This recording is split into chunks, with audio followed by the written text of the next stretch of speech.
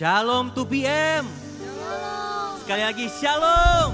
Shalom. Ayo aku mau ajak kita untuk bangkit berdiri. Sama-sama kita mau memuliakan nama Tuhan tempat ini, amin. Kita mau menari buat Tuhan tempat ini, amin. Kita mau menyanyi buat Tuhan, amin. Kasih yang begitu besar, lebih kuat dari dosa. Kasih yang menemukanku, selamatkan dan pulihkanku. Ku naikkan syukurku, ku tak akan berhenti memuji, meninggikan nama-Mu, selalu menari, memuliakan-Mu. Dibebaskan, dibangkitkan, hidup yang Kau dan hidup hanya untukku.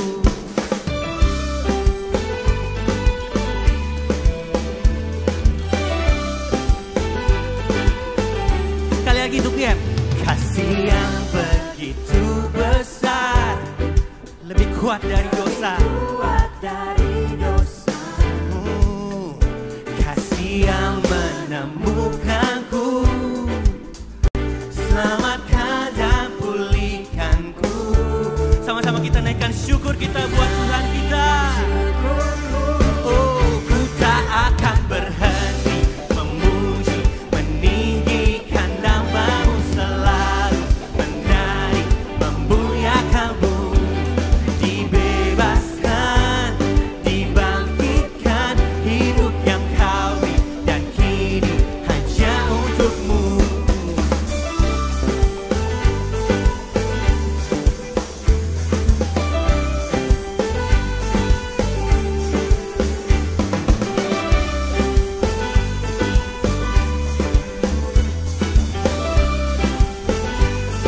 Sama-sama naikkan syukur kita buat Tuhan. Ku naikkan syukurku, ku naikkan syukurku. Yuk, tangannya di atas, biarkan musik memuji Tuhan. Kami naikkan syukur kami cuma buat Engkau Tuhan, karena Engkau yang layak Tuhan, terima pujian syukur kami Tuhan.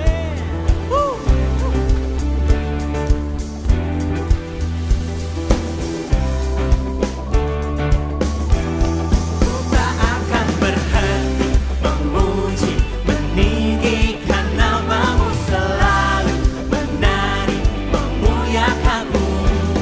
Dibebaskan, dibangkitkan, hidup yang Kau beri dan kini hanya untuk-Mu. Takkan berhenti memuji, meninggikan nama-Mu, selalu menari, memuliakan-Mu. Dibebaskan, dibangkitkan, hidup yang Kau beri dan kini hanya untuk-Mu. Hidup yang Kau beri dan kini hanya untuk-Mu. Beri kemuliaan buat Tuhan kita. Amin. 2PM, siapa yang lebih siap lagi untuk memuji Tuhan? Amin. Biarkan pujian-pujian kita menggelegar dalam ruangan ini. Let's go.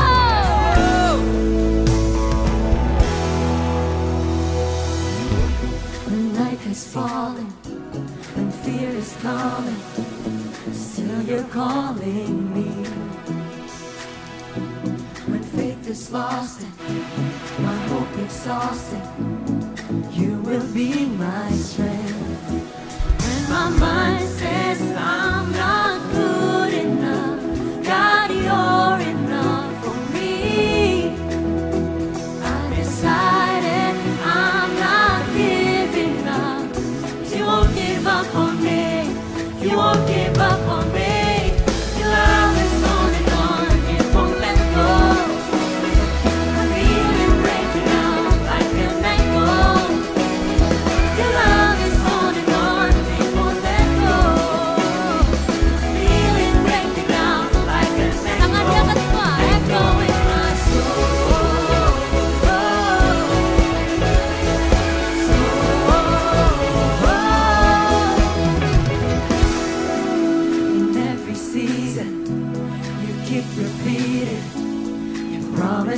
soon. Amen. Oh, Now there's no stopping what you have started until it is complete. When my mind says I'm not good enough, God, you're enough for me. you're always enough. I decided I'm not giving up. You won't give up on me. You won't give up on me. Your love is on and you won't let go. I feel it breaking out like an echo. Your love is on and you won't let go. I feel it breaking out like an echo. Your hand. Echo in my soul.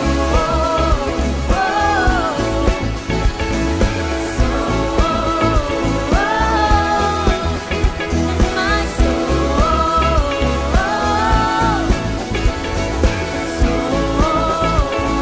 See you now, church. my mind says I'm not. Come on. God, you're enough for me.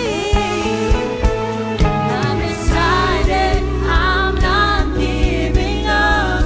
You won't give up on me. You won't give up on me. Your love is on and it won't let go. Feel it breaking out like an echo. Your love is on and it won't let go. Feel it breaking out, breaking out. Come on! Your love is on and it won't let go. Feel it breaking out like an echo. Your love is on and it won't let go. Feel it breaking out like an echo, echo in my soul.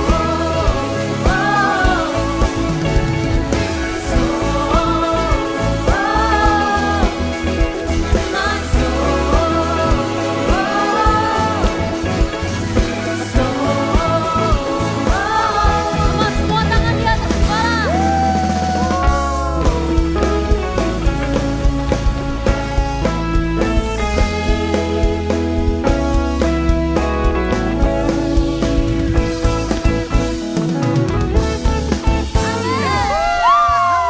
Sekali lagi berikan tepuk tangan yang paling meriah buat Tuhan kita.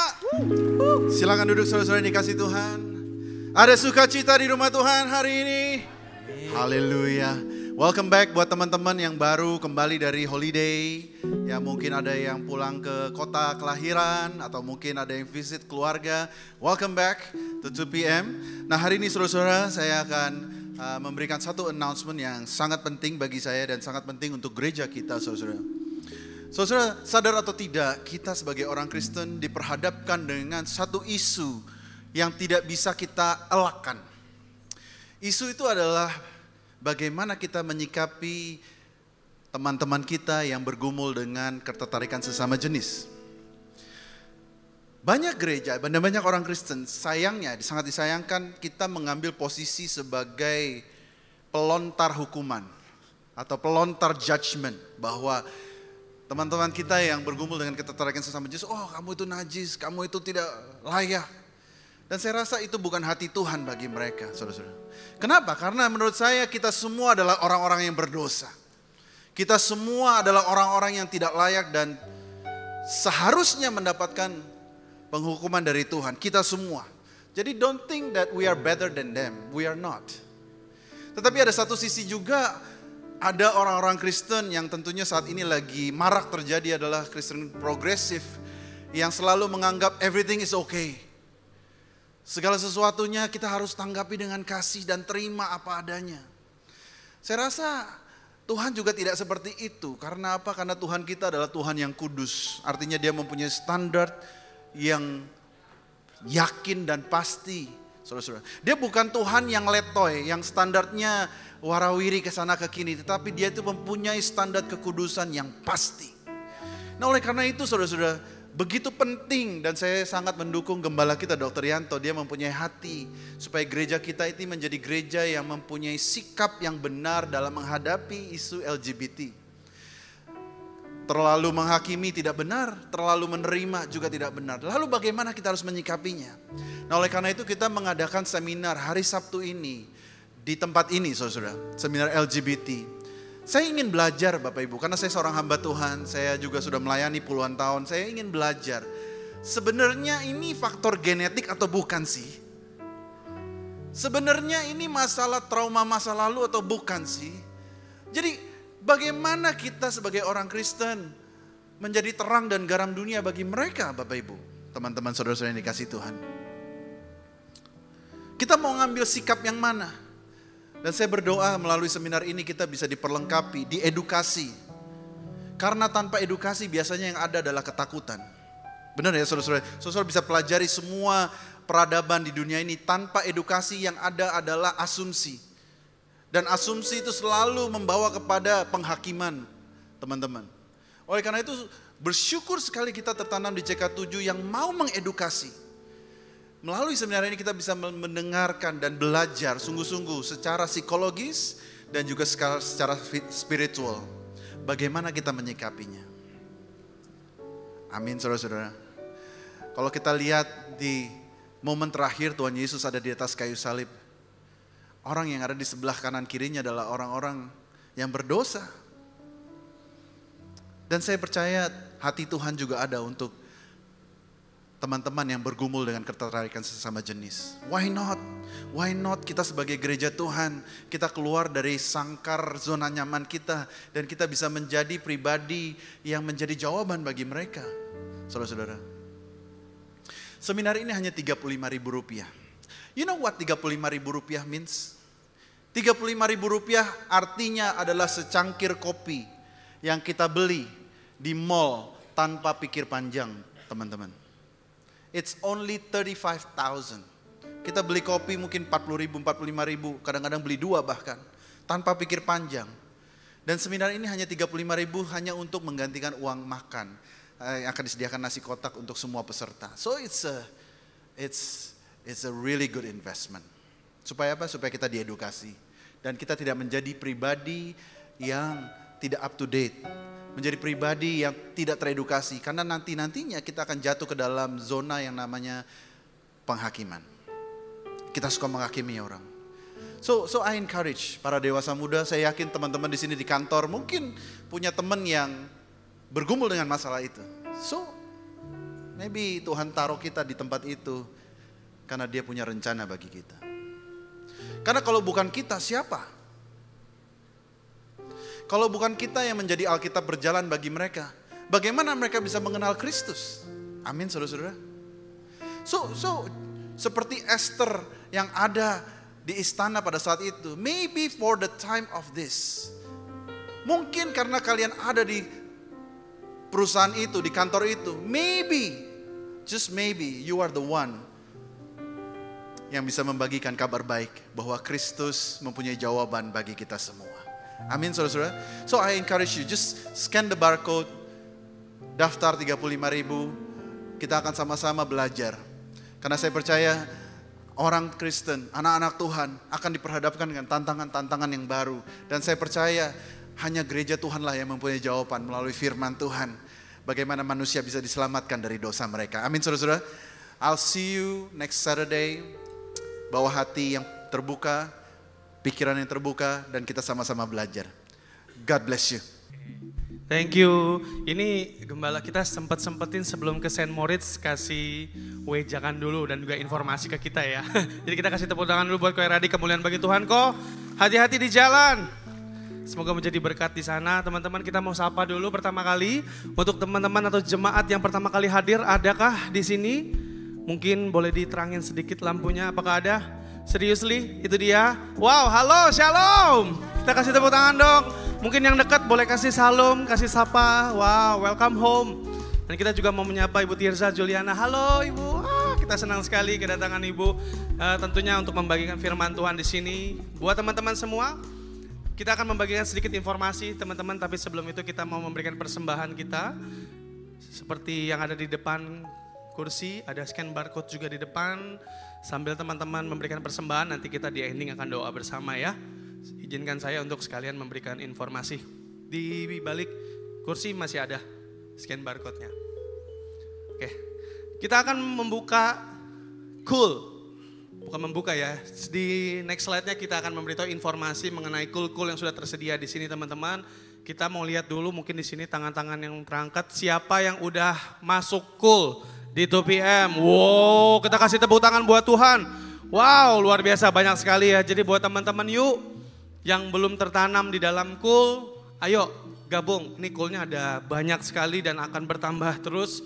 Cool ini perbedaannya apa? Kalau cool tutuan ada young and couples, saya, Selfie, Korendi dan lain-lain. Ya, ada cool reverse, cooling, new life dan lain-lain. Pokoknya semuanya ready. Misalnya nanya, "Bang, saya masuk cool mana ya?" Nanti tinggal colek koaksa. Mana koaksa? Nah, koaksa dari depan kok. Saya rumahnya di Gunung Sahari kok. Kira-kira nanti saya masuknya di mana? Kira-kira kalau Gunung Sahari enakan masuk cool apa?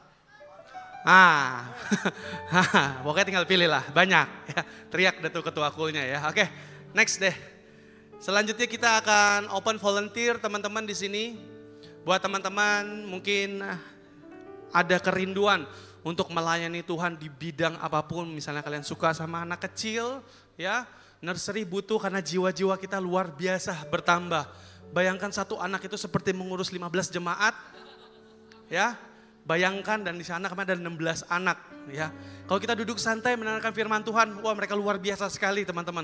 Mendengarkan firman sambil berekspresi dan menjaga mereka lari-lari adalah sebuah effort yang luar biasa. Jadi kita butuh banget volunteer. Buat teman-teman yang suka anak kecil boleh banget. Ataupun yang lain, tuh di kiri dan kanan udah ready ya. Kreatif team, bergabung dengan Caca dan teman-teman.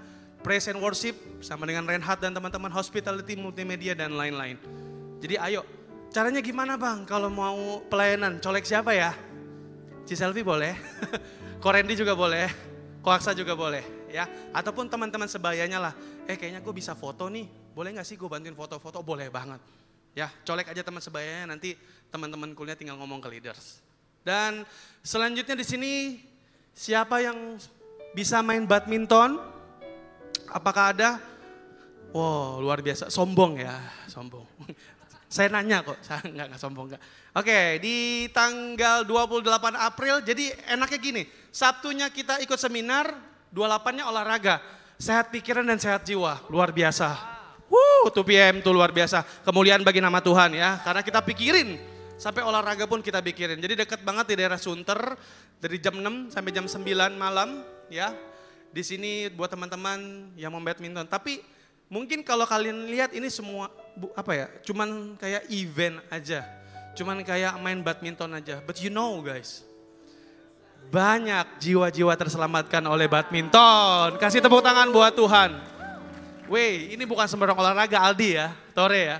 Karena nih mungkin misinya mungkin bisa sharing dan satu dan lain, bisa have fun satu dengan yang lain. Tapi yang paling penting tuh 2PM tuh fellowship-nya luar biasa. Ya, selain kita olahraga kita bisa sharing. Mungkin pulangnya kita ke tenda Sunter. Bro, gue lagi capek banget nih sama keluarga gue di rumah. Intinya itu badminton day. Ya, kita bisa sharing sama-sama. Ya, tapi jangan lupa yang jago-jago nggak boleh main ya. Kompetitif banget ya, nggak boleh main kok. Oke, selanjutnya teman-teman jangan lupa nih ya, kita mau cepet aja follow sosial media kita teman-teman di 2PM, GBI PRJ, DIG, yang di TikToknya 2PM_fam ya.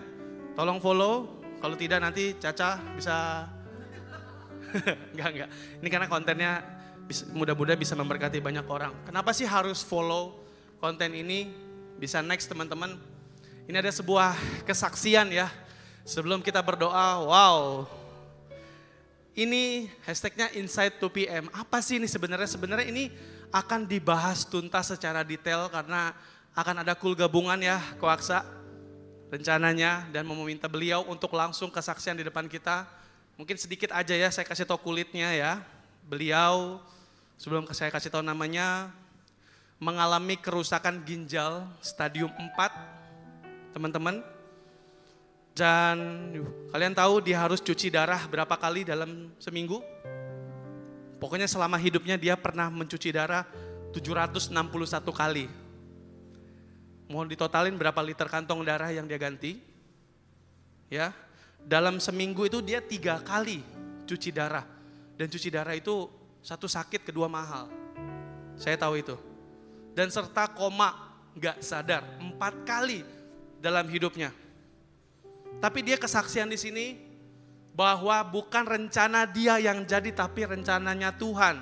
Dan dia bersaksi bahwa lewat Komsela dia bisa bertahan dan sembuh. Dalam nama Yesus kita kasih tepuk tangan dalam nama Tuhan Yesus. Dalam proses-proses semua itu dia bersaksi bahwa komunitas itu penting teman-teman. Dan yang lagi kita ngomongin hadir di sini, mau saya sebutin namanya atau berdiri sendiri? Mana? Kita langsung panggil aja Philip Febrio. Mana orangnya?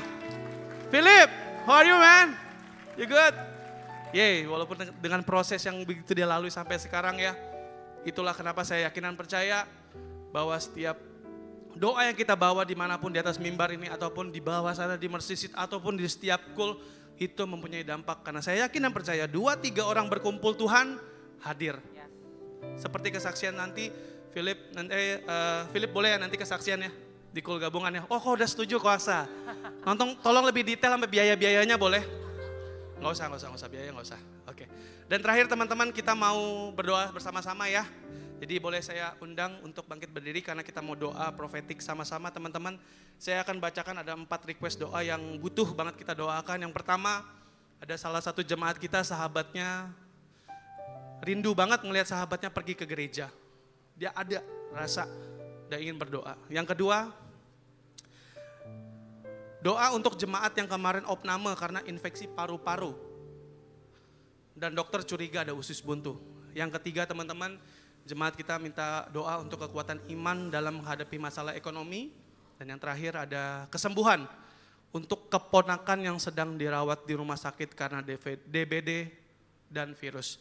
Boleh kita tutup mata, kita mau doa profetik sama-sama. Tuhan Bapa kami mengucap syukur Tuhan kalau boleh kami berkumpul di tempat ini, di rumah-Mu Tuhan untuk menyembah, untuk memuliakan nama-Mu. Tuhan, Bapa kami tadi sudah memberikan persembahan yang terbaik untuk-Mu Tuhan. Dan kami mau berdoa bersama pada hari ini. Yang pertama Tuhan, untuk sahabat kami yang rindu Tuhan. Temannya bisa datang ke gereja. Punya kerinduan Tuhan untuk melihat temannya datang ke sini memuji Engkau bersama Tuhan. Kami percaya jiwa-jiwa itu milik Engkau. Kami percaya Engkau yang akan mendatangkan hikmat bagi orang-orang yang percaya. Kami berdoa Tuhan, semoga ada kegerakan hati. Kedua kami mau berdoa juga Tuhan untuk jemaat yang kemarin opname Tuhan karena infeksi paru-paru dan sekarang dokter bilang curiga usus buntu. Kami percaya Tuhan, curiga itu akan hilang dan sakitnya pun juga akan hilang di dalam nama-Mu. Kami berdoa Tuhan karena lewat darah-Mu saja Tuhan, kesembuhan itu terjadi. Kau berkati setiap dokter, suster yang bertugas Tuhan, penuh dengan ketelitian untuk menangani sakit tersebut dan kami berdoa untuk kesembuhan. Kami berdoa juga Tuhan untuk permasalahan ekonomi keluarga yang dihadapi jemaat kami semoga dipulihkan. Kami percaya Tuhan berkat itu datangnya dari Engkau, semuanya dari Engkau dan untuk Engkau Tuhan. Dan yang terakhir kami mau berdoa Tuhan, tolong datangkan kesembuhan Tuhan untuk keponakan jemaat kami yang sedang dirawat di rumah sakit karena demam berdarah Tuhan. Dan virus kami percaya Tuhan, tiada yang lebih besar daripada kekuatan-Mu. Tiada yang lebih besar Tuhan daripada kekuatan-Mu Tuhan. Kami mau berdoa Tuhan. Hari ini menadahkan tangan kami ke langit. Tuhan tolong Tuhan teman-teman kami Tuhan yang di dalam masalah sulit Tuhan. Dalam masalah sakit Bapak kami minta tolong Tuhan. DBD itu sudah disembuhkan lewat darah-Mu. Dan virus itu sudah dihilangkan di dalam darah-Mu Tuhan. Kami berdoa Tuhan. Kami bisa berjumpa lagi dengan jemaat itu di sini Tuhan. Di next week Tuhan kami percaya jemaat 2 PM semuanya diberikan kelegaan, diberikan kelepasan Tuhan, diberikan mukjizat terjadi. Itulah Tuhan doa-doa yang kami panjatkan kepadamu Tuhan. Dan biarlah Tuhan kami di sini bisa merasakan lebih lagi. Tentunya Tuhan berkat yang datangnya dari Engkau. Kami berdoa pada siang hari ini. Kami mengucap syukur, kami siap untuk menyembah-Mu.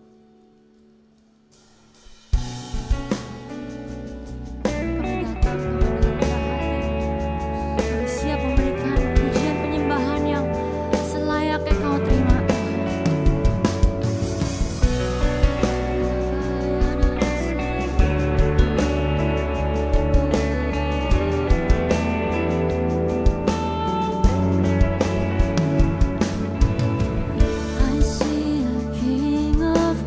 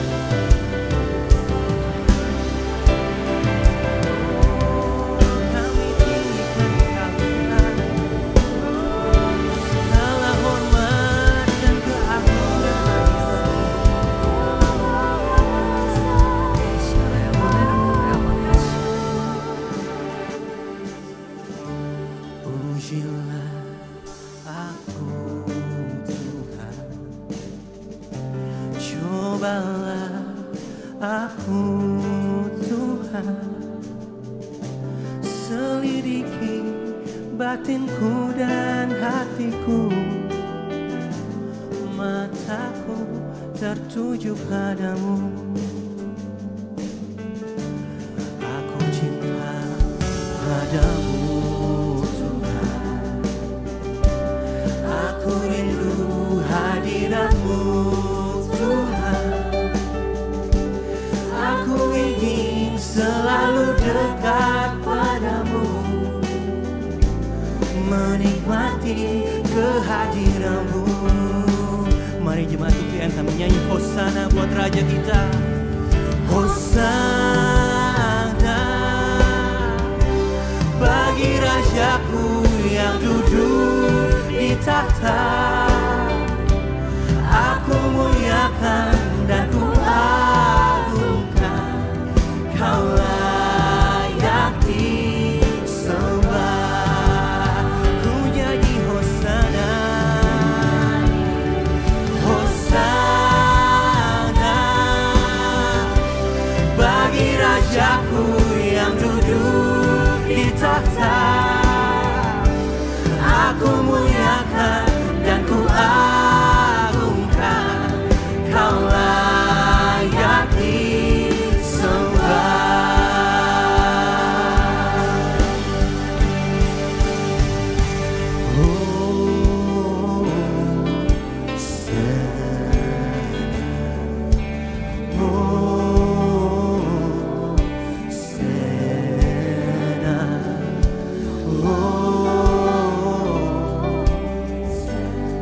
Hosana bagimu Tuhan, Hosana bagi Raja di atas segala raja.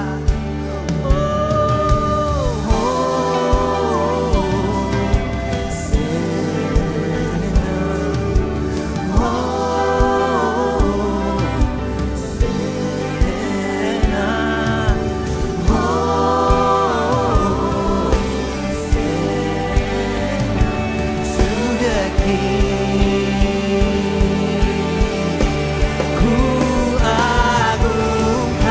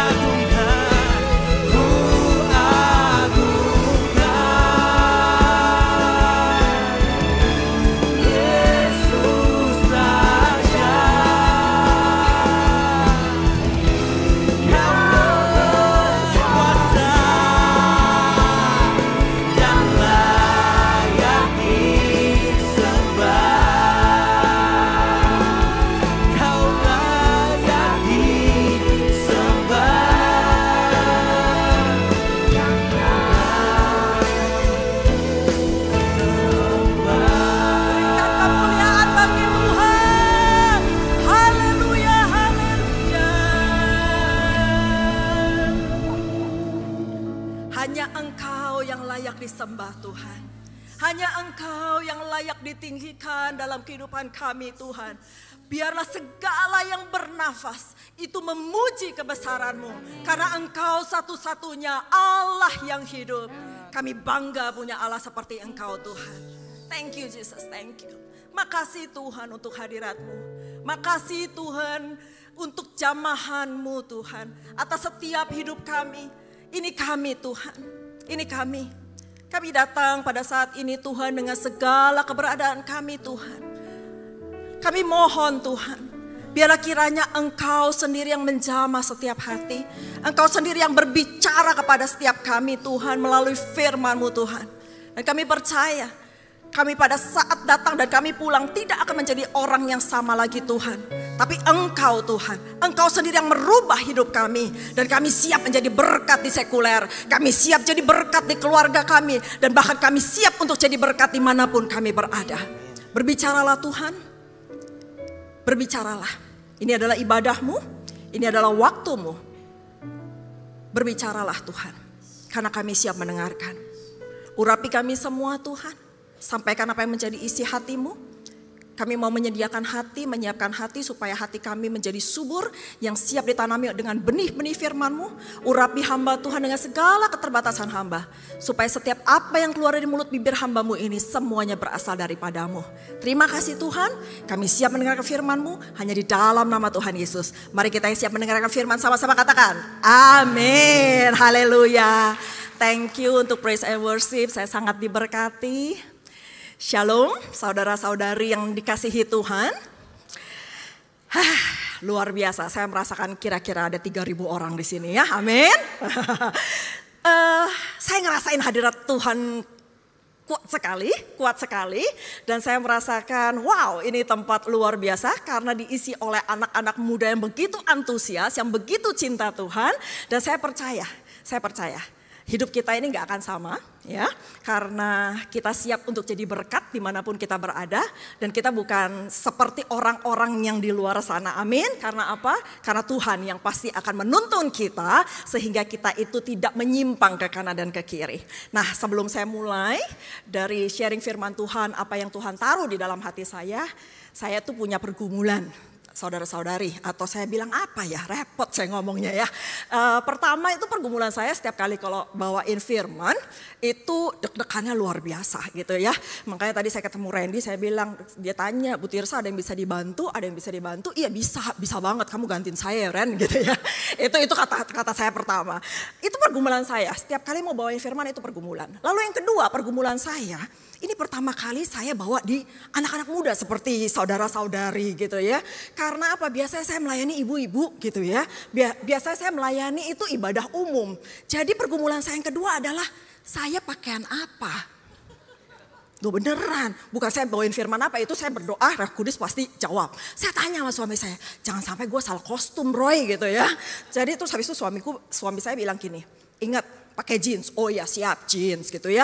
Jangan pakai rok gitu ya, karena saya kebiasaan pakai rok. Yang kedua pakai cats, dia bilang gitu ya. Jangan pakai hak tinggi, soalnya saya biasanya juga pakai high heels. Oke siap. Terus habis itu dia bilang katanya, pakai baju yang santai aja, jangan pakai jas. Oh ya siap, itu pergumulan saya yang kedua.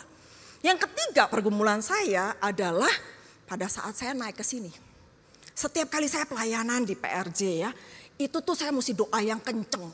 Dari bawah sampai atas. Kayaknya saya gak pernah bahasa roh kenceng itu. Karena apa? Saya mesti muter gitu ya sampai atas. Dan saya disalib sama 3 mobil loh, saudara-saudari. Ya, sampai saya bilang, oh maafkan saya. Terus saya bahasa roh lagi. Jangan sampai kiri kanan mepet gitu ya, sampai keserempet. Karena pernah pengalaman saya 2 kali nyerempet di sini. Dan suami saya bilang, lain kali naik Grab. Kalau kamu nyerempet terus, oh ya siap suamiku gitu ya. Jadi setiap kita, saya percaya kita punya pergumulan masing-masing ya. Nah itu sedikit intermezzo, perkenalkan nama saya Tirsa Juliana. Nah kalau saya ini sehari-hari pastinya saya seorang istri dan saya seorang ibu ya. Dan saya juga bekerja, saya masih sekuler juga, jadi Senin sampai Jumat saya bekerja dan saya banyak bekerja di luar kota di Surabaya tepatnya. Nah, saya pelayanannya mendampingi suami saya pastinya. Itu pelayanan kami di mana suami saya juga seorang gembala, salah satu PLT gembala di salah satu cabangnya CK7. Nah, anak saya 2 laki-laki. Yang pertama umur 23 nanti minggu depan, yang kedua umur 14 ya. Kenapa jauh begitu? Karena punya kesaksian sendiri. Kalau saya menikah sama suami saya udah 28 tahun, hampir 28 tahun. Berarti jangan dihitung umur saya berapa ya. Jangan dihitung. Mungkin saya salah satu yang ya dalam tanda kutip yang cukup berumur di tempat ini. Tapi gak apa-apa di luar sana nanti turun mimbar panggil saya Cici gak apa-apa, panggil saya Sis gak apa-apa. Jangan panggil saya Tante ya. Coba Mariska diinget jangan panggil saya Tante. Kalau panggil saya Tante saya lengosin, gak kenal gua sama lo gitu ya. Nah itu intermezzo sedikit. Hari ini saya akan sharingkan sesuatu tentang apa yang fenomena terjadi saat-saat ini ya. Ini temanya adalah salah satu lagu kesukaan saya. Nah, jadi bisa hitung sendiri kira-kira usia saya berapa. Karena judulnya When I Fall in Love. Nah nanti Google ya lagu When I Fall in Love itu tahun berapa, penyanyinya siapa gitu ya. Nah kenapa saya bilang ini fenomena? Karena saya merasa akhir-akhir ini kasih itu semakin dingin. Ya, kasih itu semakin dingin sehingga kita harus kembali to the basic mengenai kasih. Karena apa? Kalau kita dulu pernah zaman-zaman dulu jadul gitu ya, zaman-zaman saya katanya jatuh cinta sejuta rasanya, katanya begitu gitu ya. Siapa di tempat ini gak usah bilang yang udah pernah jatuh cinta, yang gak pernah jatuh cinta. Ada yang pernah gak jatuh cinta di tempat ini, angkat tangan. Nanti kita tim doa akan mendoakan ya supaya kita jatuh cinta gitu ya. Tapi setiap orang kalau lagi merasakan jatuh cinta itu rasanya sejuta. Rasanya deg-degannya, rasanya kayak kalau kita bisa bilang bahasa Belandanya ada vlinder in my buik. Jadi ada kayak kupu-kupu di dalam perut saya, gerutuk gitu rasanya tuh kayak keringet dingin gitu ya. Apalagi kalau kecolek dikit tangannya gitu ya gemeteran gitu. Tapi ternyata itu cuman sementara. Kalau seandainya cinta itu nggak dijaga, cinta itu nggak dipupuk, lama-lama yang gemeter-gemeter itu jadi hilang, ya. Yang nyolek-nyolek gitu terus habis itu jadi kayak merasa kayak panas dingin gitu. Lama-lama dia bilang apa lo nyolek-nyolek gitu kan? Lu colek gue bacok gitu kan? Bisa gitu kan? Nah jadinya cinta itu harus dipupuk dan itu kalau terjadi dalam kehidupan kita sehari-hari. Yang bahaya kalau sampai misalnya cinta itu kita pakai itu buat sesuatu yang rutinitas. Kita pelayanan gak berdasarkan kasih. Kita di keluarga gak ada kasih lagi. Sama orang tua biasa-biasa. Sama pasangan kita suami atau istri biasa-biasa. Waktu awal married sih semuanya kayaknya manis bener. Makanya namanya honeymoon. Tapi bagaimana setelah 5 tahun, 10 tahun, 20 tahun, 30 tahun, mungkin sampai 50 tahun, lu lagi gitu ya, 4L gitu kan. Udah 4 gua rasanya lihat lo. Nah seperti itu. Nah kita buka sama-sama di 1 Korintus 13 ayat 13. Nah karena ini kan bukan ibadah umas ya, jadi silahkan saya ngomong cepet-cepet gitu gak apa-apa, kalian nangkep cepet kok. Oke? Kalau saya ibadah umas, saya mesti ngomong pelan-pelan ya. 1 Korintus 13 ayat 13, demikianlah tinggal ketiga hal ini yaitu iman, pengharapan, dan kasih. Dan yang paling besar di antaranya adalah kasih. Saya senang banget kalau kita ngomongin soal kasih. Karena kasih itu tuh luas banget, dalam banget. Dan menurut saya di atas segalanya itu harus berdasarkan kasih. Di sini dibilang tinggal ketiga hal ini, iman, pengharapan, dan kasih. Apa sih arti kekristenan itu?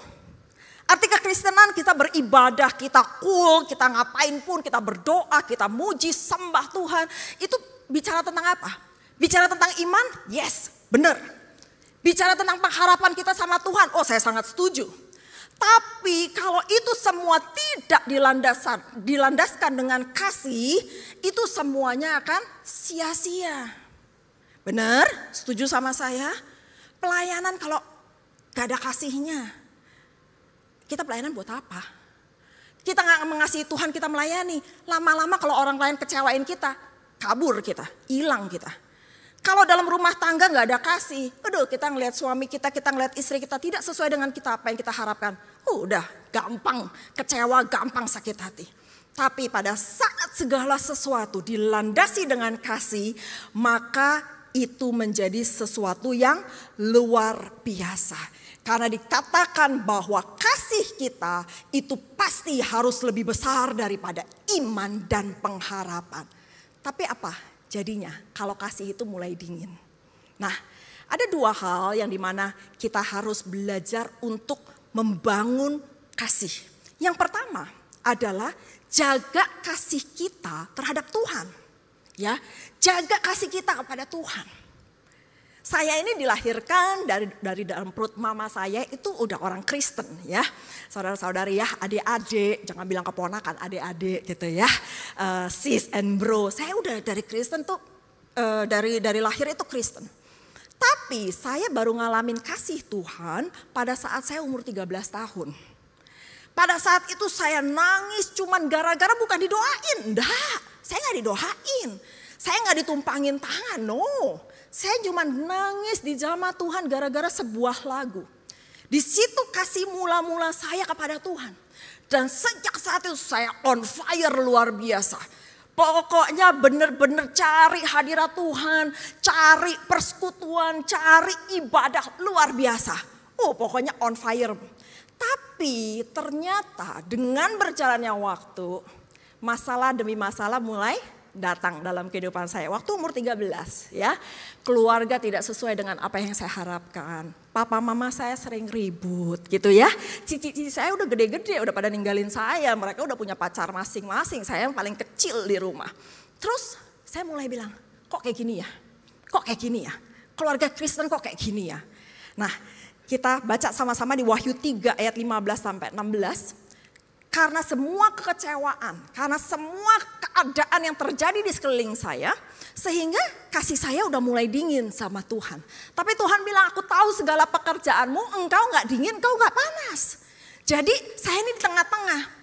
Yang tadinya awalnya on fire sama Tuhan, yang tadinya saya rindu cari hadirat Tuhan, lama-lama saya bilang, semuanya kok kayaknya semu ya. Saya cari Tuhan kok masalah tetap ada. Saya gak dingin. Saya juga gak panas, saya masih Kristen. Saya benar-benar waktu itu juga masih dalam tanda kutip ngelayanin seadanya. Jadi gak dingin gak panas. Tapi Tuhan bilang berkata di dalam Wahyu ini alangkah baiknya jika engkau dingin atau panas. Ya sekalian, dingin-dingin sekalian, panas-panas sekalian, jangan di tengah-tengah. Saya ini pencinta kopi. Ada yang suka kopi di sini? Angkat tangan. Oh iya, boleh traktir saya. Ya, bukan saya yang traktir sana yang traktir saya. Kalau minum kopi setuju sama saya, mau es kalian atau panas kalian ya? Saya bener ya setuju. Pokoknya kalau panas kopi, wanginya tuh keluar. Kalau dingin, seger gitu ya. Coba kalau tengah-tengah. Enak? Enggak ya? Enggak. Jadi begitu juga dalam kehidupan kekristenan kita. Jangan dingin, mau sekalian dingin. Enggak usah. Tapi tahu ujungnya mana. Kalau kita nggak sama Tuhan. Serem ya. Tapi kita harus jadi panas. Jadi jangan karena engkau suam-suam kuku. Tidak dingin, tidak panas. Aku akan memuntahkan engkau dari mulutku. Ngeri banget. Bayangin. Kalau kita dimuntahkan dari mulut Tuhan. Apa jadinya kita? Jadi yang pertama-tama. Kita jangan sampai hidup kekristenan kita itu menjadi sebuah rutinitas. Ya, jadi kita mesti cari Tuhan tuh sungguh-sungguh. Kita mesti punya hubungan sama Tuhan itu sungguh-sungguh. Kita mesti ngerasain hadirat Tuhan itu sungguh-sungguh. Kalau dulu saya di jamaah Tuhan pada saat saya cuma dengar sebuah lagu. Kalau sekarang saya dengar lagu saya nggak di jamaah Tuhan. Saya bilang, Tuhan uji hati saya. Kenapa saya gak tersentuh lagi? Kenapa saya gak bisa nangis masuk dalam hadirat Tuhan? Saya ini orang yang senang nyetir. Karena pada saat saya nyetir, saya bisa nyembah Tuhan. Pada saat saya nyembah Tuhan, saya bisa nangis. Kalau seandainya saya disetirin sama supir, saya nyembah Tuhan, terus saya nangis-nangis, supir saya nanti bingung, bener? Jadi saya minta selalu hadirat Tuhan tuh jangan pernah ninggalin saya. Kalau sampai saya merasakan kayaknya kok garingnya, kering ya. Tahu ya istilah itu istilah cuman yang diketahui oleh beberapa orang gitu ya. Keringnya, garingnya gitu ya. Berarti it's about me. Bukan soal WL-nya, bukan soal audiens jemaat, gak ada hadirat Tuhan, Tuhan hadir. Masalahnya kita ini loh, hati kita suam-suam kuku gak? Hati kita ini lagi dingin gak? Gak panas, gak dingin. Sehingga kita gak bisa ngerasain lagi hadirat Tuhan. Jadi jaga kasih mula-mula itu sama Tuhan. Supaya apa? Supaya kita tuh selalu ngerasain hadirat Tuhan. Dan kalau kita udah ngerasain hadirat Tuhan itu indah banget teman-teman. Indah banget. Saya gak bilang masalah itu akan hilang dari hidup kita ya. Karena setelah sekian tahun saya melayani, setelah sekian tahun saya jadi anak Tuhan, masalah itu come and go, datang dan pergi sesuka hatinya. Tapi satu hal yang saya bisa janjiin ke kalian semua, pada saat kita nempel sama Tuhan, pada saat kita benar-benar di dalam hadirat Tuhan, masalah boleh datang dan pergi, tapi kita tetap kuat di dalam Tuhan, amin. Itu janji Tuhan. Nah, jadi yang pertama adalah jaga hubungan kita sama Tuhan. Jaga kasih mula-mula. Kalau kita udah beresin hubungan kita sama Tuhan, percayalah. Hubungan kita dengan sesama itu pasti Tuhan akan bereskan. Kita punya hubungan yang rusak dengan siapa saat ini? Mungkin kita punya hubungan rusak dengan orang tua kita, dengan suami kita, dengan istri kita. Mungkin dengan mertua kita, dengan teman sekantor kita. Tuhan pasti akan beresin. Asal kita beres hubungannya sama Tuhan. Itu yang pertama. Yang kedua, nah ini saya lebih pengen ngomong lebih dalam soal ini. Jaga cinta kasih kita dengan pasanganmu. Pasangan di sini maksud saya adalah suami dan istri. Ada yang sudah menikah di tempat ini? Lumayan banyak, gak apa-apa. Bagi yang belum menikah, ini adalah bekal buat kalian satu saat masuk dalam pernikahan. Ya, ternyata cinta kasih itu juga harus dijaga di suami istri. Kenapa? Karena saya melihat fenomena saat ini begitu banyak orang yang gampang bercerai. Jujur ya. Itu menjadi satu kayak lifestyle lama-lama loh. Jadi gampang nikah lalu gampang cerai. Karena apa? Nggak dilandasi dengan kasih Kristus yang pertama. Dan yang kedua, mereka nggak jaga cinta kasih mereka itu dengan pasangan mereka. Nah, kalau seandainya ibarat tanaman, tanaman itu harus dirawat. Ya, ada istilah dulu waktu saya SD di Indonesia, saya belajar bahwa ada istilah rumput tetangga lebih hijau daripada rumput sendiri. Setuju ya? Saya nggak setuju. Karena apa? Rumput tetangga itu siapa bilang lebih hijau dari rumput kita? Mungkin rumput tetangga itu disiram, dirawat, dipupuk. Kalau seandainya kita juga merawat, memupuk, menyiram rumput kita, pasti rumput kita juga hijau. Gak usah rumput tetangga selalu lebih hijau dari punya kita. Nah, sehingga saya mau kita semua punya satu prinsip bahwa rumput kita, keluarga kita, hubungan suami istri kita itu jauh lebih baik daripada orang-orang di sekeliling kita. Amin. Nah, saya rindu anak-anak Tuhan ya, satu saat kalau kalian menikah jadi berkat. Amin. Keluarga kalian jadi berkat. Jangan, anak Tuhan cerai. Anak Tuhan kok selingkuh. Anak Tuhan kok KDRT. Nggak kayak gitu fenomena. Kita nggak usah ngikutin yang perkembangan zaman sekarang apa yang terjadi di luar sana. Tapi kita mesti punya satu prinsip. Kita mesti jadi pendobrak-pendobrak di akhir zaman. Amin. Nah, gimana caranya supaya cinta kasih di dalam hubungan suami istri itu tetap menyala? Ya, tadi saya cerita bahwa saya itu punya anak umur 23 tahun. Saya bocorin sedikit. Saya menikah hampir 28 tahun. 5 tahun pertama memang saya itu belum dikaruniai anak. Dan suami saya pada saat itu belum lahir baru. Sehingga sekarang kita tuh merasakan 7 tahun saya berdoa untuk suami saya. Sehingga akhirnya suami saya dijamah Tuhan. Dan setelah itu saya ngerasa sampai sekarang jujur ya. Pernikahan kami tuh kayak pacaran. Nah, sampai anak saya tuh kalau ngelihat saya sama suami saya sama papanya, papa mama pacaran mulu gitu ya katanya gitu, sampai jatuh dia. Ada yang gak senang sama saya tutup botol. Oke. Nah, bagaimana caranya supaya kita menjaga cinta kasih kita, ekspresikan kasih sayang kepada pasanganmu. Ini nggak berlaku cuma buat suami istri, tapi ini juga berlaku untuk ke orang tua kita, ke anak kita, ya, ke siapapun, ke saudara kita. Ekspresikan cinta kasih sayang kita kepada pasangan kita. Saya percaya kita semua pasti udah pernah dengar love language, ya, pasti udah belajar juga tentang love language, ya. Ini dari buku Gary Chapman. Ada 5 love language yang harus kita pelajari sehingga kita itu bisa menjaga hubungan cinta kasih kita. Yang pertama, kata cinta. Gak ada salahnya kok untuk ngomong I love you. Gak ada salah kok ngomong untuk thank you. Gak ada salahnya kok untuk ngomong I'm sorry. Ngomong sama orang yang kita kasihi. Ngomong sama orang yang kita sayangi. Saya juga suka ngomong sama teman-teman atau adik-adik pelayanan saya, serohani saya. I love you. Saya mengasihi dia. Saya ngomong sama tante-tante yang ada di kul saya. Tirsa sayang lo sama tante. Gak ada salahnya. Gak ada salahnya juga kita bilang thank you sama sorry ya, yang penjaga toilet, yang bersihin toilet.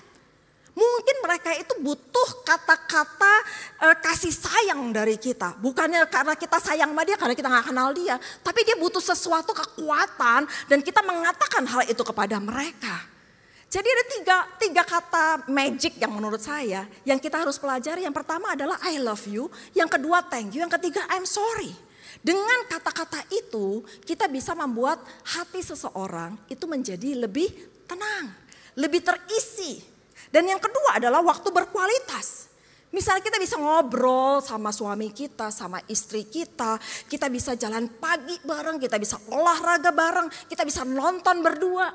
Jangan karena sudah melalui masa-masa pacaran, sekarang sibuk masing-masing. Ya, yang istri sibuk ngurusin anak, yang suami sibuk cari duit gitu ya, banting tulang gitu ya, tulang dibanting-banting gitu ya. Kalau misalnya seandainya pergi berdua itu bengong gitu ya, mesti ada anak di tengah-tengah, nggak usah kayak gitu juga gitu ya.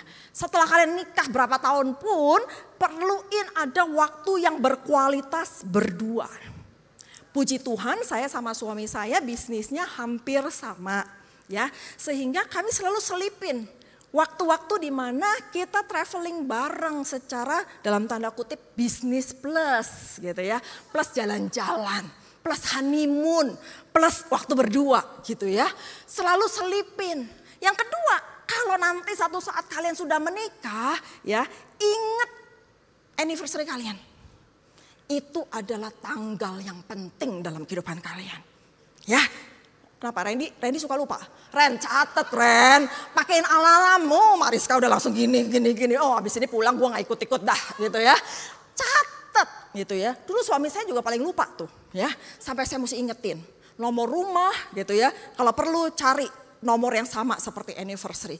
Kunci rumah, kunci koper semua gitu ya. Kalau bisa itu anniversary. Sehingga dia mau ngapain juga, oh ingat gue anniversary. Oh gue anniversary tanggal segitu. Sekarang dia tahu tanggal itu gak boleh bikin janji. Apalagi jadwal khotbah, udah bisa lu gue end gitu ya. Nah itu yang kita mesti lakukan waktu berkualitas bersama-sama. Dan yang ketiga, menerima hadiah. Ada orang yang senang dikasih hadiah, ada orang yang gak senang dikasih hadiah. Contoh. Saya ini bukan orang yang senang dikasih hadiah. Saya lebih senang dikasih waktu kualitas. Waktu suami saya, ini cerita sedikit gak apa-apa ya. Ada waktu kan? Kalau udah pegang mic gitu ya suka-suka saya lah. Jadi suami saya tuh pernah pergi traveling gitu ya. Terus udah gitu dia pikir dia mau nyenengin hati istrinya dong. Terus udah gitu dia beliin saya handphone yang terbaru pada saat itu ya. Terus habis itu dari notifikasi kartu kredit, bukan kartu kredit, debit gitu ya. Saya ngeliat dia itu pakai uang di toko ini. Waduh. Saya langsung, wow lu gua end kalau pulang gitu ya. Terus udah gitu saya langsung pikir itu buat dia pertamanya. Oh buat apa dia lagi beli handphone gitu kan, karena dia orang yang suka gadget. Nah terus udah gitu ternyata dia pulang. Dia pulang dengan senyum yang manis, dia bawa tuh kantongan. Terus dia bilang, dia panggil saya Noni kan. Kalau saya kayak Noni kecil kan. Dia bilang, Noni ini aku beliin buat kamu. Saya marah lu. Saya marah, saya bilang, emang gue butuh handphone? Kata suami saya kaget. Emang gue butuh handphone? Ngapain buang uang sebanyak itu buat beli handphone? Pada saat itu suami saya tahu. Ternyata istrinya bukan soal hadiah. Tapi kalau seandainya saya dibilang, misalnya suami saya bilang, Noni kita yuk pergi ke Bali. Saya bisa rasanya tuh, oh kamu mau apa sayang? Terus kamu dapat gitu. Noni kita kita jalan-jalan yuk misalnya, yuk kita ke Bandung bareng gitu. Kayak gitu saya suka banget, waktu berkualitas, nggak usah gitu. Diajak makan siang aja bareng, senangnya minta ampun. Karena kebetulan kantor kami deket, jadi dia tuh kalau bisa bilang, Noni aku bisa makan siang bareng, aku jemput kamu. Senangnya minta ampun. Jadi ada juga orang yang nggak senang hadiah, tapi dia senang waktu berkualitas, tapi ada yang senang hadiah. Sekecil apapun, kalau orang itu punya love language-nya itu hadiah, dia pasti akan senang. Jadi kita harus mengenal pasangan kita apa love language-nya. Yang berikut adalah melayani. Saya tipe orang yang senang melayani. Jadi kalau seandainya kalian ke rumah saya, kalian akan saya kasih makan pagi, makan siang, makan malam. Itu saya masak. Kalau seandainya kalian ke rumah saya akan berikan yang terbaik. Saya akan kasih kopi yang enak, saya bikinin ice coffee, saya bikinin mungkin kalau sore kopi pakai cake atau pakai pisang goreng, whatever. Saya senang banget melayani. Ya, ada orang yang senang melayani, ada orang juga yang senang dengan sentuhan fisik. Misalnya dia dipuk-puk dikit aja. Dia rasanya hatinya tuh enak banget kayak kesiram air es. Nah, hati-hati kalau sampai hal-hal ini tidak diisi dengan orang yang paling penting dalam kehidupan kita. Misalnya, suami istri gak kenal love language-nya. Lalu pada saat dia di luar sana secara tidak sengaja diisi oleh orang lain, maka itu bisa menjadi sebuah celah. Contoh, ini beneran terjadi. Saya sama suami pernah pelayanan, kami juga mulai dari usher ya. Suami saya mulai dari TCM, lalu kami jadi usher. Nah, pada saat suami saya itu jadi greeter. Saya sama suami lagi greeter berdua, salaman. Suami saya tuh kalau jabat tangan itu gak cuma nempel, terus udah gitu begini. Enggak, dia pasti akan gini. Terus dia akan tatap matanya lalu dia senyum. Suami saya kalau senyum itu manis banget ya, percayalah sama saya. Percayalah, dia senyum.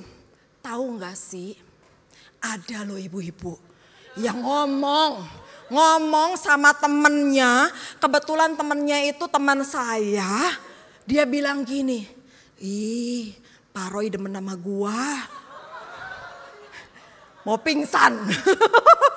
Cuman gara-gara salaman, gara-gara tatapan mata, gara-gara senyum.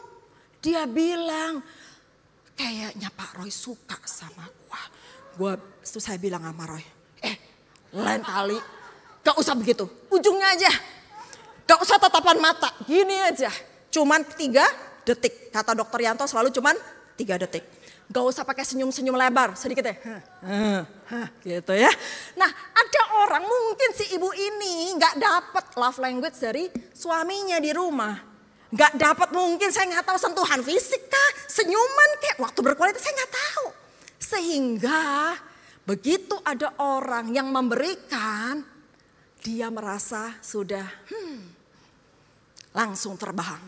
Itu hati-hati. Ya, jadi yang pertama kita harus tahu bagaimana bahasa kasih dari pasangan kita supaya apa? Seberapa lama pun nanti satu saat kalian mengarungi ke rumah tangga, kalian tuh bisa memenuhi kebutuhan itu sehingga keluarga kalian pasti akan selalu harmonis. Amin.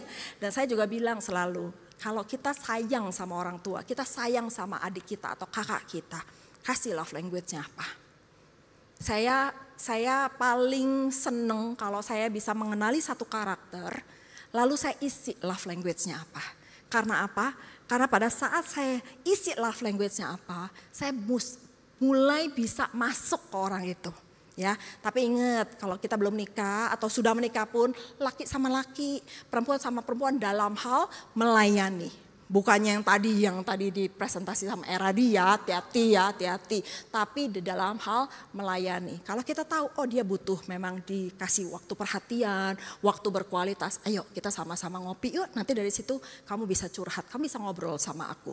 Nanti aku mungkin bisa kasih saran apa yang harus kamu lakukan dan bagaimana caranya untuk mengatasi masalah kamu. Nah, jadi yang pertama jangan fokus sama kebutuhan kita sendiri. Ya, tapi fokus sama pasangan kita. Fokus sama orang-orang yang ada di sekeliling kita. Apa love language-nya?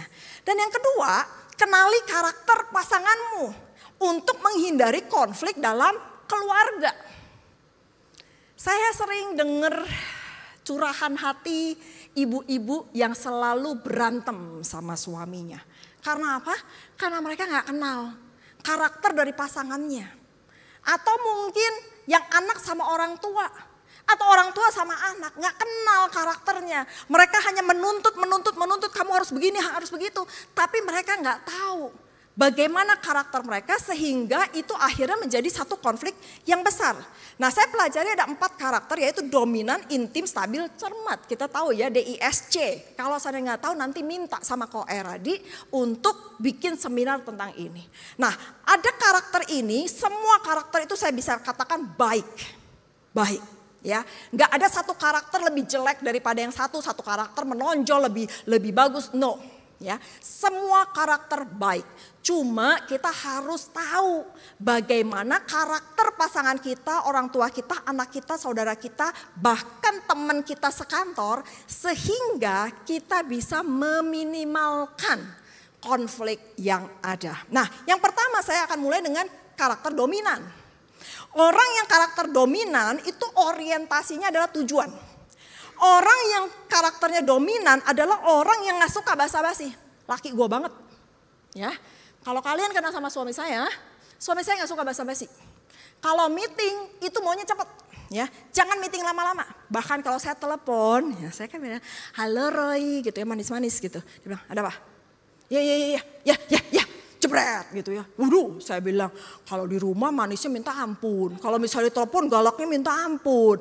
Karena apa? Dia orang yang gak suka basa-basi. Ya, bahkan sampai mertua saya aja tuh ngomong sama saya, mamanya sendiri loh ngomong sama saya.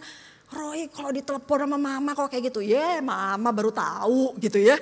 Dia memang begitu. Jadi orang yang karakter dominan tuh gak suka basa-basi dan cenderung memimpin.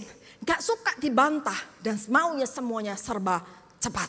Nah, itu sisi ya saya nggak bilang negatif ya, sisi yang kurang sedikit baiknya.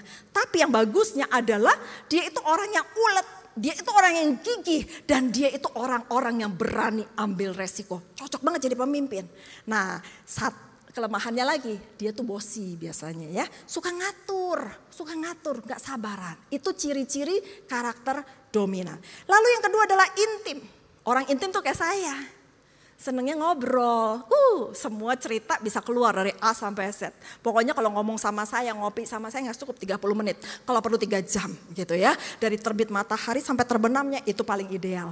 Jadi seneng ngobrol, seneng cerita, seneng kumpul-kumpul, seneng bisa bergaul sama-sama orang, cekakak-cekikik gitu loh ya. Dan responsif. Tapi kelemahannya saya ini suka lupa.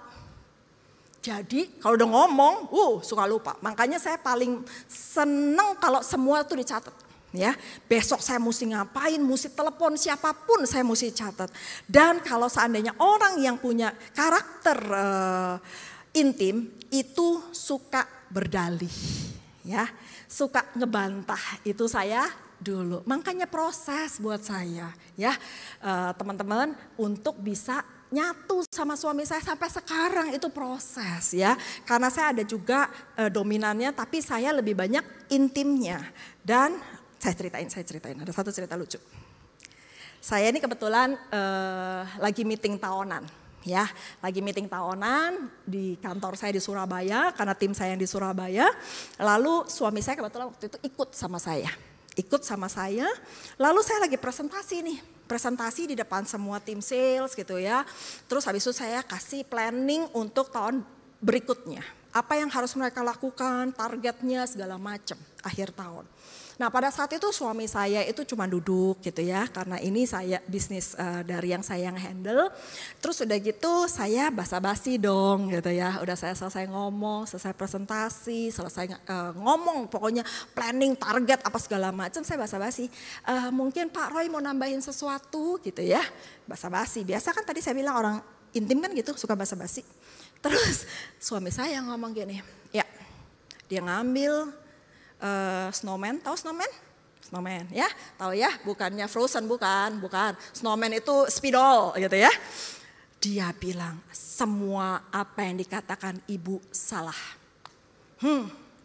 Saya udah ngomong panjang lebar luar gitu ya. Luar dalam, atas bawah. Tiba-tiba suami saya bilang, menurut saya apa yang ibu ngomong semua salah. Kalian harus begini, begini, begini. Kalian bayangin ya, saya lagi duduk, muka saya, habis ini lu pulang, lu gua berurusan, lu gua gitu ya. Kemana muka saya? Saya udah ngomong. Dan menurut saya kan berusaha defensif dong, membela diri. Saya bilang, kamu dalam hati saya ngoceh-ngoceh terus. Kamu kan gak tahu bagaimana customer saya. Kamu kan gak tahu bagaimana tim saya. Terus saya bergumul. Saya bilang nanti ya di mobil ya. Lu, aduh benar-benar deh terlaluan kamu itu. Saya ngomel, muka saya udah benar-benar ketekuk. Terus Roh Kudus mengingetin saya satu hal. Nah, makanya pentingnya Roh Kudus dalam kehidupan kita. Dia bilang, Tirsa, saya bilang ya Tuhan, ingat kamu kan suka selalu ngomong.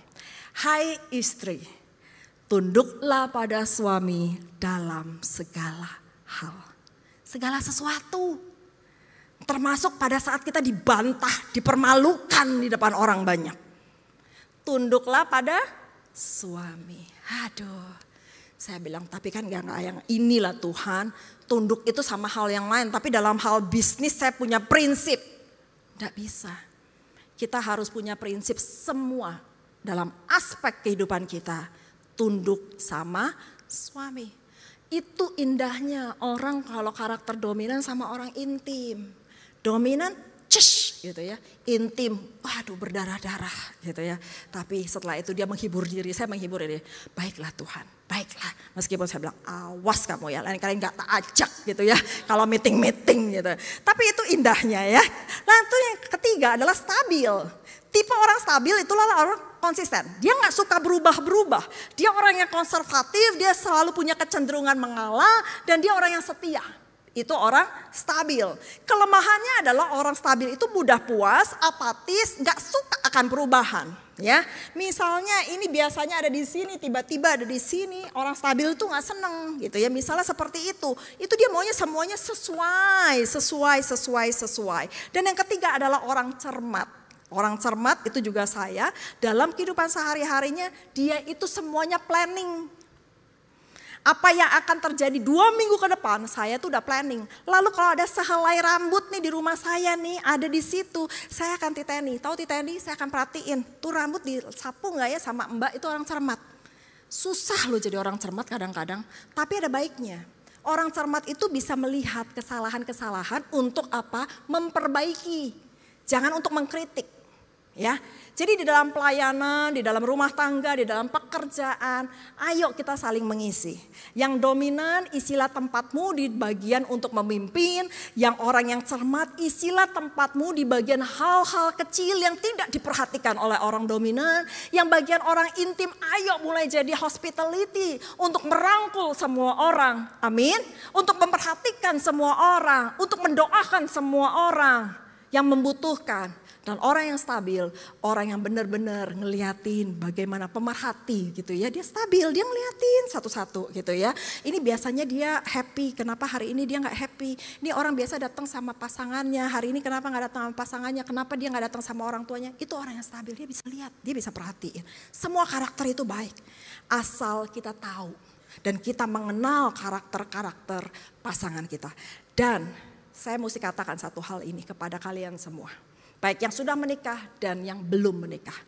Pernikahan itu adalah sebuah perjanjian dengan Tuhan. Bukan kontrak. Amin. Jadi jangan ikuti fenomena atau apa yang sekarang terjadi di luar sana. Ya, saya katakan karena banyak sekali anak-anak Tuhan. Banyak sekali orang Kristen. Itu yang end up-nya dengan perceraian. Karena apa? Karena mereka nganggap ya kita udah gak pas lagi. Kita udah gak sesuai lagi. Sudah, gak apa-apa. It's okay, cerai aja. No.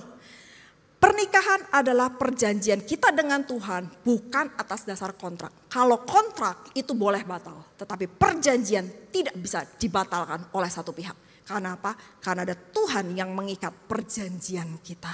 Amin. Jadi yang masih belum menikah, berdoa. Berdoa sungguh-sungguh. Minta yang terbaik dari Tuhan. Minta yang sepadan dari Tuhan. Ya, nanti kapan-kapan tanya sama Ci Selfie ya, bagaimana untuk mencari pasangan yang sesuai dengan karakter-karakter Kristus, karena beliau juga saya rasa juga sudah senior gitu ya, udah tahu asam garam dalam pernikahan, karena jangan sampai kita salah dalam memilih dan kita salah dalam melangkah.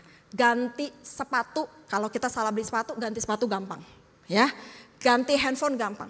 Ganti baju 30 hari gitu ya, di tempat-tempat tertentu boleh ditukar 30 hari. Ganti pasangan itu gak bisa. Sekali itu untuk seumur hidup. Amin. Apapun resikonya. Maka dari itu sebelum kita masuk, doa. Doa sungguh-sungguh sama Tuhan. Pikirkan apakah dia adalah yang terbaik dari Tuhan. Yang ketiga, belajar untuk menerima dan bersyukur atas kekurangannya daripada menuntut pasangan kita untuk berubah. Belajar untuk menerima kekurangan, bukan kesalahan. Karena kesalahan itu diperbaiki. Tetapi kekurangan itu harus kita isi. Dan pada saatnya, ada kalanya kita ngomongin pasangan kita, tapi ada kalanya kita harus berdiam. Karena gak usah selalu kita omongin. Ya, kita ngomongin, kalau kita ngomongin terus, lama-lama itu jadi keributan. Tapi Tuhan juga mau kita untuk berdiam diri. Jadi terima kekurangan dia. Kalau memang dia orangnya seperti itu, udah gak usah diributin, terima aja. Nanti satu saat Tuhan akan merubah kok. Kita gak bisa rubah orang di sekeliling kita. Termasuk kita gak bisa rubah pasangan kita, apalagi kita ngerubah orang tua kita. Saya selalu bilang sama teman-teman saya yang ada konflik dengan orang tua atau mertua gitu ya, siapapun gitu.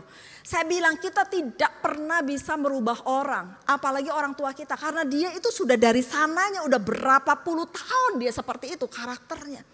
Yang ada kita harus menerima dia apa adanya dan kita harus mengisi kekurangannya. Amin. Karena kalau kita menuntut orang yang berubah terus, kita nggak akan bisa, kita akan capek. Kita akan capek dan lama-lama kita akan give up.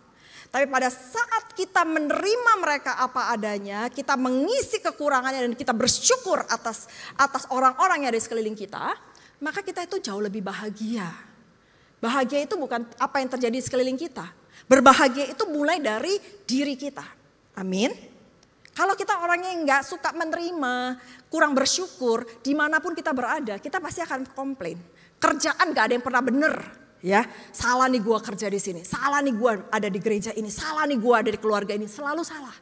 Tapi pada saat kita menerima, pada saat kita bersyukur, pada saat kita belajar untuk menutupi kekurangan itu, maka kita jadi orang yang sangat bahagia. Amin. Nah, saya akan bacakan di Kolose 3 ayat 12. Karena itu sebagai orang-orang pilihan Allah yang dikuduskan dan dikasihinya, kenakanlah belas kasihan, kemurahan, kerendahan hati, kelemah lembutan, dan kesabaran. Ternyata untuk mengisi kekurangan, untuk bersyukur, dan untuk menerima, itu dibutuhkan belas kasihan.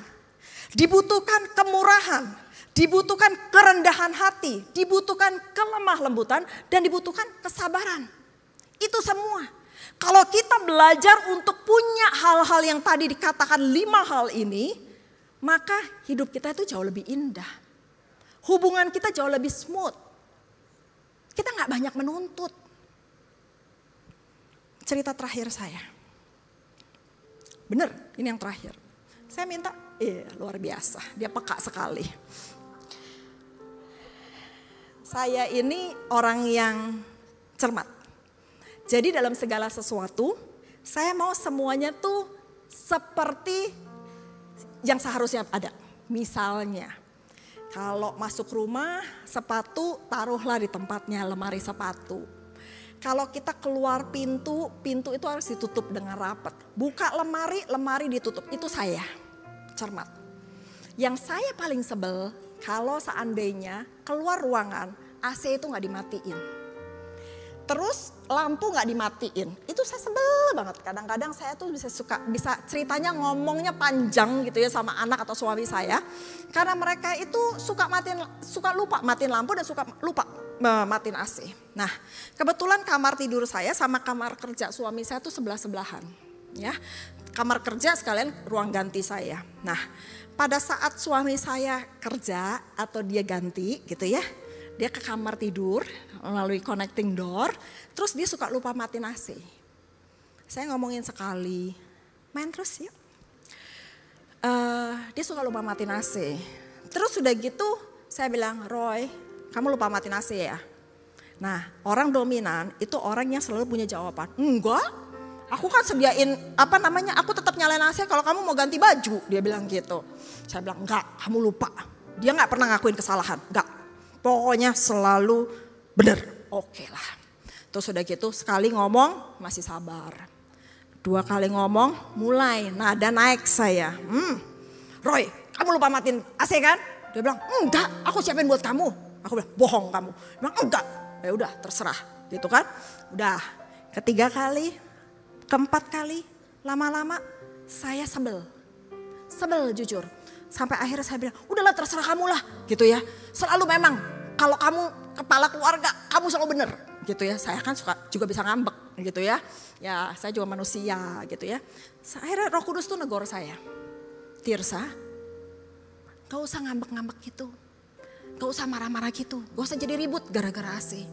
Terima aja kekurangannya, memang suami kamu suka lupa. Terima aja kekurangannya, memang suami kamu gak suka ngamatin AC gitu loh. Saya bilang, kamu tahu gak, saya tiap bulan bayar AC itu meskipun itu duit kamu sih, tapi bayar AC kan mahal gitu ya. Pokoknya ceritanya jadi panjang. Pendek cerita, selesai nih. Kebetulan saya ke Surabaya. Saya ke Surabaya bareng sama dia. Lalu kita pas pulang itu, maksudnya hari di mana kita harus pulang ke Jakarta, saya pergi duluan. Saya ninggalin apartemen. Lalu suami saya masih ada appointment agak siang, jadi kita keluarnya nggak barengan. Jadi dia bilang, oh ya oke, nanti ketemu di airport ya, iya bla bla bla bla, udah selesai. Akhirnya saya selesai, kita pulang ke Jakarta. Kebetulan 2 minggu setelah itu saya harus pergi lagi ke Surabaya karena saya memang kerja di Surabaya. Begitu saya buka pintu apartemen, saya nginjek lantai, dingin. Tahu apa yang terjadi? Selama 2 minggu itu AC nyala. Tahu? Biasa suami saya bilang apa? Aku kan nyalain AC buat kamu supaya nanti kamu gak kepanasan. Saya langsung twing. Lalu saya dalam hati saya, oh kalau apartemen biasa listrik kan lebih mahal ya. 2 minggu AC nyala, apa kata dunia gitu ya, tagihan itu berapa. Lalu saya telepon suami saya. Saya bilang, Tuhan, saya mesti ngomong apa? Cuman terus Roh Kudus ingetin saya. Ngomong aja baik-baik, gak usah berantem ya. Iya, kita jauh gitu ya. Mau berantem juga gak seru gitu kan. Lalu saya cuma bilang, Roy, thank you ya sayang. Udah nyalain AC buat aku. Karena dia kan selalu bilang, aku nyalain AC buat kamu. Aku gak matiin AC buat kamu. Sekarang saya bilang, thank you ya. Saya baru masuk apartemen. Kamu udah nyalain AC buat aku 2 minggu yang lalu. Di situ saudara-saudari tahu terjadi sebuah perubahan. Perubahan di saya pastinya karena Tuhan juga tegur saya kan. Jaga hati. Terima aja kekurangannya dia, memang suka lupa matiin AC. Tapi yang luar biasa juga Tuhan ternyata pada saat udah ngerubah hati saya. Tuhan ngerubah loh hati suami saya. Sejak saat itu dia hati-hati banget sama AC. Kalau perlu saya masih ada di situ, dia udah matiin AC. Itu indahnya ya. Kalau segala sesuatu dimulai pertama dengan kasih Kristus. Dan kedua dimulai dengan saling pengertian. Terima aja. Bawa dia, bersyukur atas dia. Nanti Tuhan yang berperkara. Itu indahnya. Kalau kita di dalam Tuhan. Jadi jangan sampai salah pilih. Jangan sampai salah melangkah di dalam pernikahan. Cinta itu perlu dijaga. kasih sayang itu perlu dipupuk. Saya berdoa supaya kita semuanya itu tetap dalam kasih Kristus. Gak ada yang pahit, karena kasih itu manis selalu ya. Gak ada yang dendam, karena kasih itu mengampuni. Gak ada yang kecewa, karena kasih itu menerima. Amin. Gak ada manusia yang sempurna. Pemimpin-pemimpin rohani kalian, kakak-kakak rohani kalian di sini, ada Randy, ada Selvi, ada Aksa, ada Koeradi, semuanya terbatas. Mungkin mereka bisa ngecewain kalian. Mungkin gembala kalian di tempat ini bisa ngecewain kalian. Tapi kalau kita punya kasih, kita bisa menerima apa adanya. Kalau kita punya kasih, seberapapun keadaan pahitnya di rumah kalian, orang tua kalian mungkin mengecewakan. Mungkin kalian gak diperlakukan adil. Mungkin di kantor kalian juga dihina. Kalian udah melakukan yang terbaik. Kalian udah melakukan semuanya buat perusahaan. Tapi kalian disingkirkan. Bahkan diposisikan. Percayalah. Satu saat Tuhan yang angkat. Satu saat Tuhan yang pulihkan. Dimulai selalu dari diri kita. Yuk kita bangkit berdiri.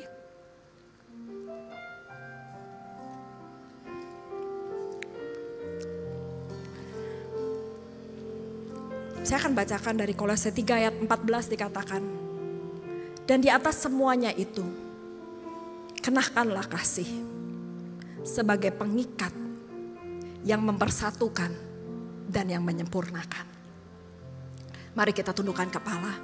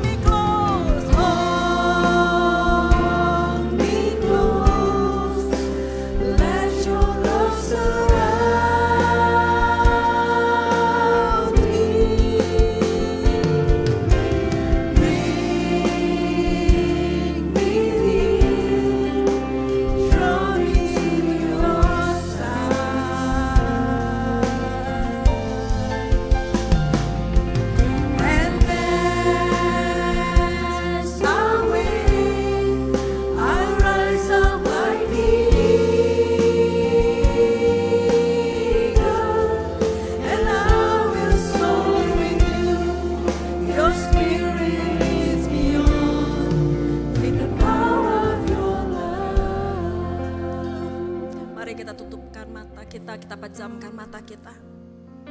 Ini antara kita dengan Tuhan. Ini adalah antara kamu dengan Bapamu yang ada di surga. Mungkin hidup kita ini gak gampang. Mungkin masa lalu kita pada saat kita kecil, banyak hal-hal yang kita lihat gak sesuai dengan apa yang kita harapkan. Mungkin kita kecewa dengan orang tua kita. Mungkin kita kecewa dengan orang-orang yang ada di sekeliling kita. Bahkan saat ini pada saat kita sudah masuk dalam pernikahan, kita juga kecewa dengan suami atau istri kita. Percayalah bahwa ada satu pribadi yang tidak akan pernah mengecewakan kalian. Yaitu Kristus. Kasihnya cukup untuk kita semua. Kasihnya cukup untuk kalian semua. Untuk membalut setiap luka. Untuk menyembuhkan setiap luka. Bahkan untuk mengangkat kalian naik terbang tinggi. seperti Raja Wali. Terus berharap sama Tuhan. Minta kasih Tuhan melingkupi setiap kita. Cuman Dia yang bisa kita andalkan. Di atas iman, di atas pengharapan, ada kasih. Yang paling penting di antaranya adalah kasih. Karena kasih yang mengikat, bahkan kasih yang menyempurnakan. Minta kasih Kristus menjamah setiap hati kita.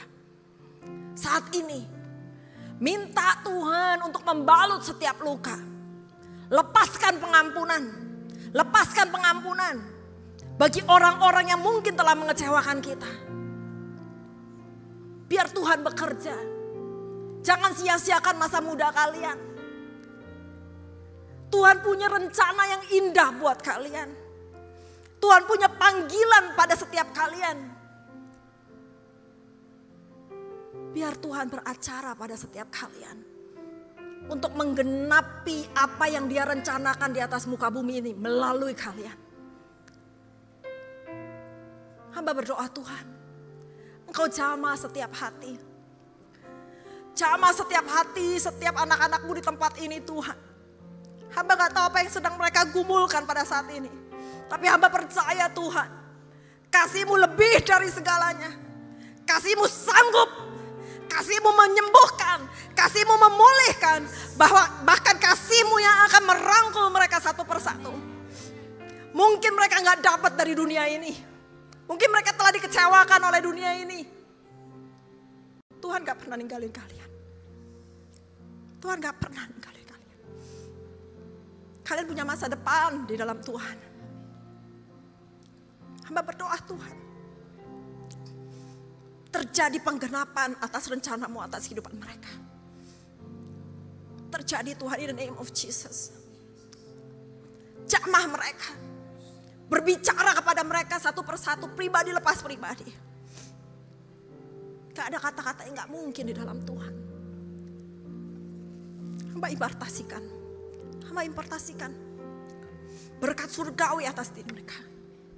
Masa depan mereka di dalam Engkau itu akan luar biasa. Masa depan mereka di dalam Engkau itu akan menjadi berkat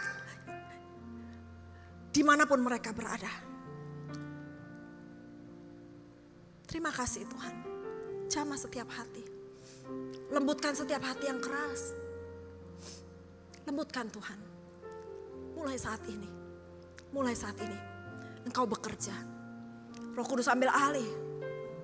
Ambil alih. Ambil alih. Mengalir. Urapan mengalir in the name of Jesus. Kalau Tuhan pakai hamba yang gak sempurna, Tuhan.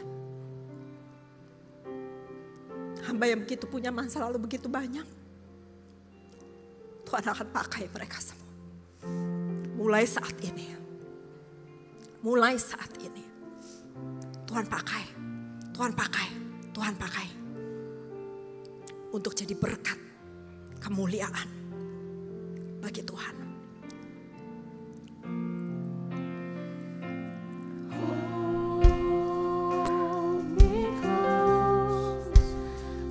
Your love surround me. Bring me joy to your side. And as I wait, I rise up like the